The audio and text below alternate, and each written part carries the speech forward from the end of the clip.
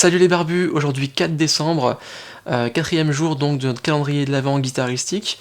Aujourd'hui au programme on va parler de jazz, de 2-5-1 et d'accords diminués.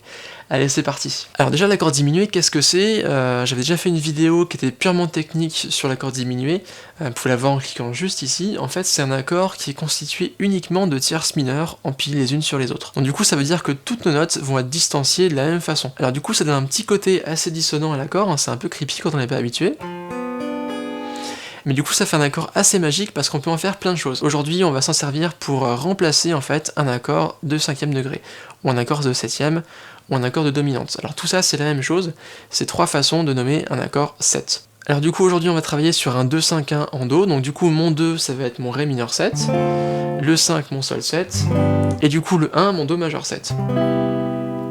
Donc du coup mon accord de 5e degré, mon Sol 7, qu'est-ce que j'ai comme note dedans? Je vais avoir un Sol, un Si, un Ré et un Fa, la 7e. Et quand on regarde de plus près, entre Si et Ré par exemple, je vais avoir une tierce mineure. Entre Ré et Fa, bah également. Donc là on remarque que dans mon accord de Sol 7, j'ai déjà une triade de Si diminué à l'intérieur. Si je rajoute du coup encore une tierce mineure au-dessus de mon Fa, je vais avoir un La bémol.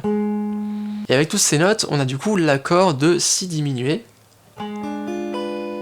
Ce que vous pouvez retenir, c'est que dans un accord de 7e, on a du coup un accord diminué qui est construit à partir de la tierce. Donc du coup, ça veut dire qu'on peut remplacer notre Sol 7 par un Si diminué. Et ce serait pas choquant.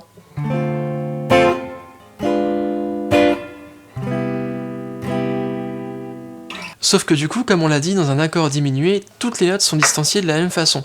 Donc du coup, ça veut dire que toutes les notes peuvent être fondamentales en fait. Donc mon Si diminué, bah, c'est aussi un Fa diminué, c'est aussi un Ré diminué, ou encore un La bémol diminué. Sauf que La bémol, eh bah, c'est aussi Sol dièse en fait, on peut le penser comme ça. Ce que vous pouvez retenir aussi du coup, et ça c'est hyper important, c'est qu'on peut remplacer un accord 7 par un accord diminué qui est situé un demi-ton au-dessus. Donc du coup, je pourrais très bien remplacer mon Sol 7 par un Sol dièse diminué.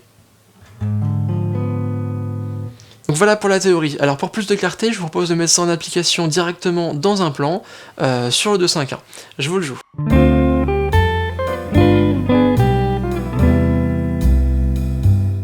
Donc ici je vais commencer par mon Ré mineur 7, en forme de La ici, hein. Ma gamme de Ré mineur, et au moment où j'arrive sur le Sol 7, je balance mon Si diminué.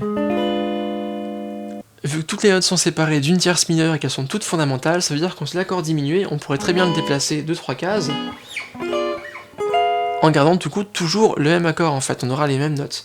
Donc ici j'ai choisi de déplacer mon Si diminué, j'ai pensé Si parce que j'ai mon Si sur la corde demi-aiguë, hein, c'est plus facile pour se repérer, et ben je vais le décaler jusqu'au La bémol diminué, donc, ou Sol dièse. Hein. Donc l'intérêt ici c'est simplement de créer un petit chromatisme pour reprendre ma gamme, et du coup d'amener mon Do majeur 7. Donc le plan au ralenti, Ré mineur 7, Si diminué, je glisse, Sol dièse diminué, et Do majeur 7. Voilà les barbus, c'est tout pour ce plan. Alors j'espère que ça vous donnera des idées pour balancer des plans avec des accords diminués. Ça marche aussi avec la gamme diminuée, hein, c'est vraiment le même principe. Utilisez ça à bon escient, amusez-vous bien. Et moi je vous retrouve demain du coup pour la prochaine vidéo de notre calendrier de l'Avent. Salut les barbus!